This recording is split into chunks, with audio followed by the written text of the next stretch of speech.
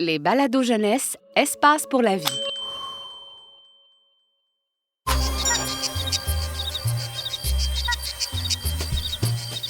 C'est pas parce qu'on est petit qu'on n'a pas de gros soucis. Les insectes ont le cafard, un balado de l'Insectarium de Montréal.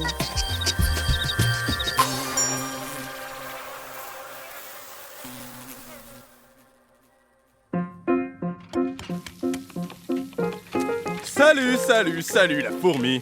Et bienvenue dans les cuisines de Jiminy Craquelin, nutritionniste passionné et cuistot hors pair depuis des années. Assistante cuistot, Oui, chef! faites goûter cette crème brûlée au potimarron à notre invité fourmi. Bien, chef! Miam! Un arc-en-ciel de saveurs pour les papilles, hein? Je n'ai jamais rien mangé d'aussi bon de toute ma vie. Chef, vous êtes un génie de la marmite! Merci! Et je crois que vous allez peut-être pouvoir m'aider dans mes déboires, vous. Sachez, fourmi, qu'il n'y a aucun défi trop difficile pour Jiminy Craquelin. Dites-moi en plus. C'est que, voyez-vous, je suis une fourmi Atta, ou plus précisément, fourmi Atta 20435. Original comme nom. Non, c'est juste que je suis la 20 435e fourmi Atta à être née dans une fourmilière de 2 millions de fourmis. Ça fait des gros parties de Noël, ça! Mais chef, ça me dit quelque chose, ça, les fourmis Atta. C'est pas les fourmis coupeuses de feuilles? Vous savez, celles qu'on voit dans les documentaires animaliers d'Amérique du Sud se promener avec de gros morceaux de feuilles au-dessus de leur tête? Exact. Bien joué, assistante cuistot. Merci. Mais on a aussi un autre petit surnom, fourmi champignoniste. Champignoniste, comme dans champignons. Exact. Les champignons, c'est si délicieux, délissimo, savoureux, succulente. Croyez-moi, jour après jour, il n'arrête pas de claironner. De tous les aliments de la terre, c'est les champignons que je préfère. Eh bien, moi, c'est tout le contraire. Je les déteste. Vous savez la chanson d'Anne Pain-Sylvestre? Certains disent champignons, moi je dis champignons. J'en veux pas des champignons dans mon assiette. J'en veux pas des champignons dans mon bedon. Wouh! Eh ben, je pourrais la chanter à journée longue. Vous détestez vraiment ça, hein? Exact. Et c'est plutôt un gros problème, hein? Parce que mon alimentation principale est constituée de champignons. Vous avez bien fait de venir nous voir alors. Jiminy Craquelin, nutritionniste passionné et cuistot hors pair depuis des années et amateur de champignons depuis qu'il est né. Oh, je vous jure, ma situation est si terrible que j'en suis presque rendue au point de vouloir faire une grève de la faim. Mais voyons donc, une grève de la faim. C'est grève, hein? C'est grave anti-kiwi. J'en perds mon parler tellement c'est épouvantail. Il faut vous régaler, petite fourmi. C'est la base de la vie. Assistante cuistot, gâtez-nous cette fourmi. Tenez, prenez. Croûtons bruschetta, porc effiloché à l'ananas ou notre spécialité, salade de légumes grillés à la plancha. Oh, un buffet de régal. C'est le paradis dans votre bouche, hein? Personne ne mourra d'une grève de la faim dans mes cuisines. Ça non, jamais. Pardonnez-moi, mais je suis quand même un peu confuse avec toute cette histoire. Si votre aliment principal, c'est le champignon, mais vous faites quoi avec toutes ces feuilles que vous ramassez? Des défilés de mode?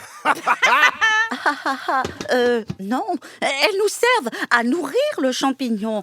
Une fois que les feuilles ont été transportées au nid, les fourmis jardinières de notre colonie, dont je fais partie, les déchiquettent en bouts très fins pour faire un bon compost pour notre champignon. Ah, mais ça veut dire que vous jardinez votre champignon comme moi. Je cultive mes tomates. Exact.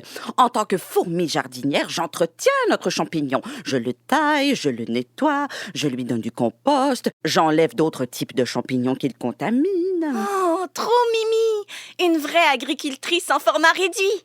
Oh, et il n'y a rien de nouveau là-dedans, hein? Ça fait 50 millions d'années que mes ancêtres fourmis pratiquent l'agriculture. Ha! Et dire que les humains ne pratiquent l'agriculture que depuis 10 000 ans. Ouais, je suis pas mal sûre qu'on aurait bien des choses à leur apprendre. D'ailleurs, regardez, je vous ai apporté un spécimen de notre fameux champignon. Waouh! Tadam! Voici le Leucoagaricus condylophorus. Oh, oh, ah! Ça ressemble plus à une formule magique, ça. Leucoagaricus condylophorus. Ah ben non, ça marche pas. Personne de transformé en lapin. Ça vous dérange si je l'appelle juste votre champignon? Oh non, non, pas du tout. Tenez, justement, prenez-le. Juste le tenir entre mes mandibules, ça me dégoûte un petit peu. Mais il est fascinant. Avec une charmante odeur des profondeurs de la terre. Sentez-moi ça, assistante cuistot. Et regardez-moi cette fière allure. Il est rempli de petits tunnels partout.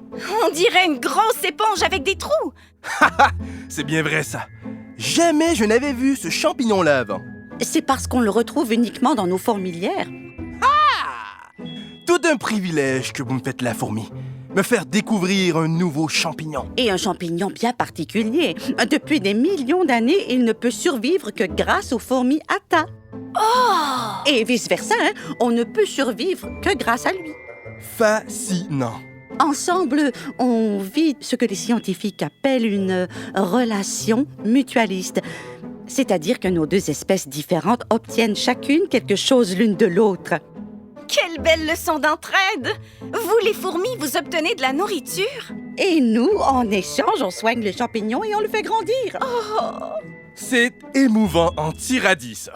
Et j'en fais une mission personnelle de vous faire mieux apprécier le champignon, champignon sauté dans une sauce de beurre à l'ail. Avez-vous déjà essayé? Non. Disons que de trouver du beurre et de l'ail dans une fourmilière au fin fond de la forêt amazonienne au Brésil, c'est un petit peu difficile. Vos antennes vont danser la salsa. Goûtez-moi ça! Ça sent encore le champignon. Peut-être, mais ça goûte pas seulement le champignon. Ça goûte encore trop, pardon. Un client capricieux. Mais rappelons-nous qu'il n'y a aucun défi trop difficile pour Jiminy Craquelin. C'est ma fameuse pizza sauce champi que je dois vous concocter. Et qui dit pizza, dit joie! Même avec des champignons. Je vois que mes enseignements portent fruit, anti-brocoli. Assistante cuistot, démarrez-moi le four à pizza. Chef, oui, chef! Des tomates bien mûres. Pincer le sel. Un petit peu de persil, origan, un peu plus de sel. Il y a le feu au fourneau! Quand les fours s'enflamment, c'est que la passion de la cuisine est à son apogée. Il faut l'éteindre! Apportez-moi plutôt des guimauves. Vous êtes sérieux, chef? Là où il y a du feu, ça prend des guimauves. Chef, oui, chef! Tenez, des guimauves! Mais l'odeur de cette guimauve grillée est très alléchante. Vous croyez que ça serait bon avec des champignons? Guimauves et champignons. Vous êtes sûr, chef? Pourquoi n'y ai-je pas pensé? Assistante cuistot, faites-moi une guimauve grillée fourrée aux champignons. Chef, oui, chef! J'adore cette odeur. Mais oserez-vous en prendre une petite bouchée? Oh, le sucré caramélisé de la guimauve se marie à merveille avec le champignon. Allez, j'ose aussi. Oh, c'est beaucoup plus délicieux que j'aurais imaginé. Oh, ce plat me donne envie de crier. Champi, oui! Vraiment? Oh, c'est un plaisir de vous faire plaisir et en même temps de me faire plaisir en inventant une toute nouvelle recette. Et maintenant, il ne vous reste plus qu'à bâtir une relation mutualiste avec la guimauve. Comptez sur moi. Je vais travailler là-dessus dans les prochains mois. Oh, allez, j'en reprends une bouchée. Champi, oui. Allez-y, régalez-vous.